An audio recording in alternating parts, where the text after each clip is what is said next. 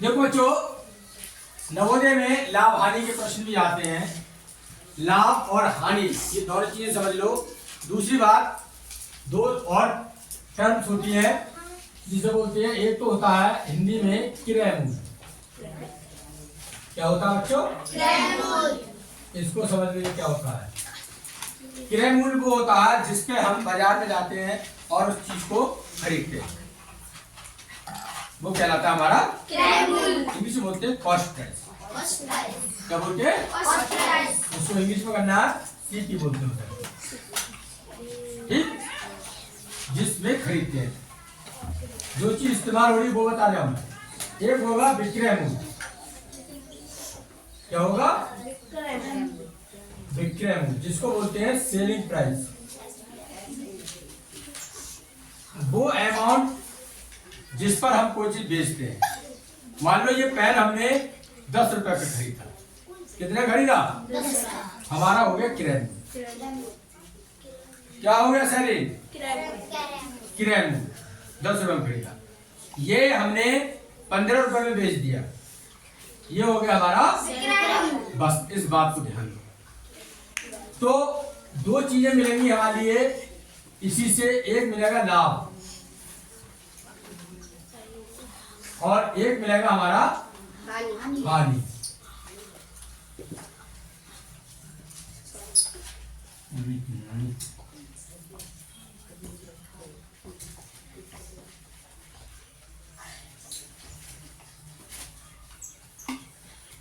दो चीजें हमें मिलती हैं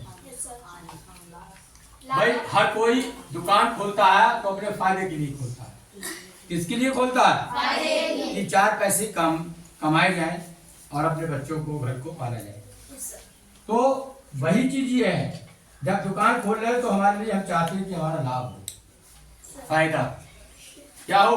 फायदा हो, तभी तो खोलते हो। तो कभी कभी क्या होता है, दुकान खोलने में या कोई चीज काम करने में नुकसान भी हो जाता है हमारा।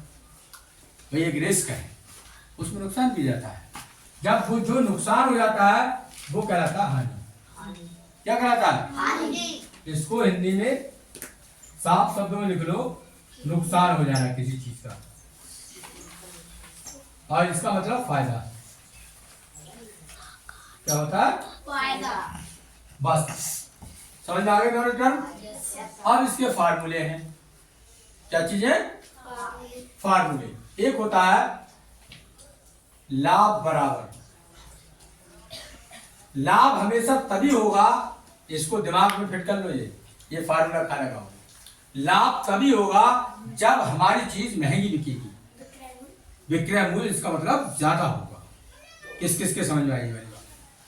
मान लो हमारी चीज महंगी बिकी, हमने 10 रुपए का पेन खरीदा, 15 का बेच दिया, तो फायदा होगा, लाभ होगा। तो एक बात ध्यान में बिठा लो कि लाभ हमेशा तभी होता है जब हमारी चीज खरीदी हुई चीज से ज्यादा में बिके।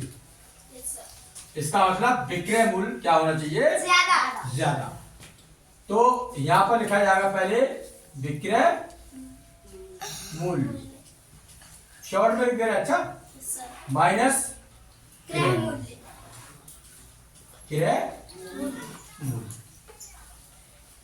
और दिमाग में और फिट कर लो, यहां पर हम लिख दे रहे हैं ब्रैकेट में विक्रय मूल्य ज्यादा। विक्रय मूल्य ज्यादा, यह लिख दे रहे हैं ज्यादा होगा हमेशा। तब यानी क्या आएगा? लाभ आएगा। बोलो, क्लियर हुआ?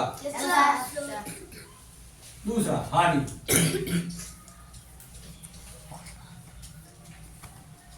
हानि मतलब जानते समझ चुके हो तो लिख दिया हमने, नुकसान होता है। जितने में खरीदा उससे और कम में बिक रहा है, हर चीज और कम में बिक रही है। तो यहां पर लगेगा क्रय मूल्य माइनस विक्रय मूल्य। विक्रय मूल्य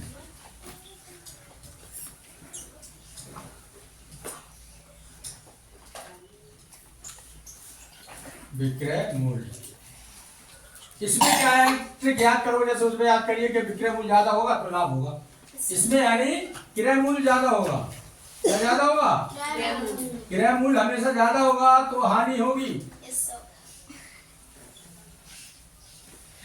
क्या होगी बच्चों? हानि। बस ये दिमाग को फिट कर लो, याद करने का ट्रिक है ये। दो फार्मूले और होते हैं। तीसरा इसी के हैं, कुछ नहीं, अलग से कुछ नहीं आएंगे, यही से यह लिखा है देखो, प्रतिशत लाभ। याद करने के रटने की कोई जरूरत नहीं है। प्रतिशत और बढ़ा दिया हमने, लाभ ये लिख दो पूरा, लिख दिया, कोई परेशानी? इसके आगे प्रतिशत लगा दिया। फार्मूला में कैसे बनेगा बोलो बात? लाभ, ये वाला चीज यही पर आ गई, अपॉन क्रय मूल्य गुणा 100। इसकी समझ में आई है आसान? इसी तरीके से इसके आगे लगा दो प्रतिशत हानि। रटना नहीं है तुम्हें, ऐसे याद हो जाएंगे। प्रतिशत हानि बराबर, यहाँ पर लाभ लिखा है या हानि कर दो, हानि बटे क्रय मूल्य सेम रहेगा, क्रय मूल्य ये सेम रहेगा, इसमें कोई परिवर्तन नहीं, गुणा 100 ये भी सेम रहेगा। खाली यहाँ पर लाभ है, यहाँ हानि, और यहाँ पर देखिए बदल दिए। बोलो आसान लगे? सबको आसान लगे फार्मूले? Thank you very much.